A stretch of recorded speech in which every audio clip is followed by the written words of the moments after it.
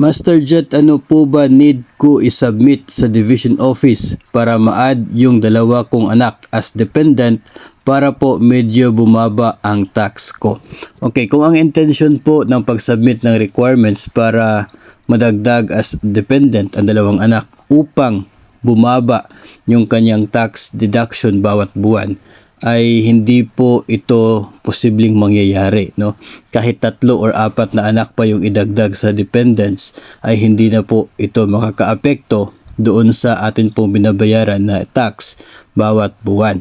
Kasi ngayon po, sa kasalukuyan po sa atin pong train law, ito po yung batas tungkol sa taxes po natin, ay hindi na po nakadepende o hindi na po nakakaapekto ang bilang ng ating dependents. Nung dati kasi, ang bawat isang anak na dependent ay meron itong katumbas na 25,000 pesos na exemption doon sa ating annual na sahod para ma-exempt mula sa tax. Nung dati kapag head of the family ka ay 50,000, kung may asawa 50,000 tapos 25,000 sa bawat anak. Kaya doon dati po kung marami kang anak ay mas pabor, no, kasi mas malaki yung exemption.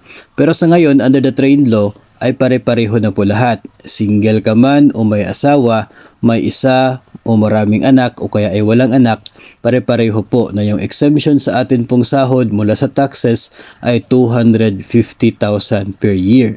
So kung sa loob ng isang taon yung total ng income mo net of mandatory deductions, ibabawas po doon automatically 250,000. Yun po yung exempted sa tax. Yung excess, yun na lamang yung kukunan ng taxes. So pare-pareho na po yun. So kung ang intention po ninyo ay mag-submit ng documents para mababa yung inyo pong taxes, ay hindi na po yun mangyayari under the kasalukuyan pong train law.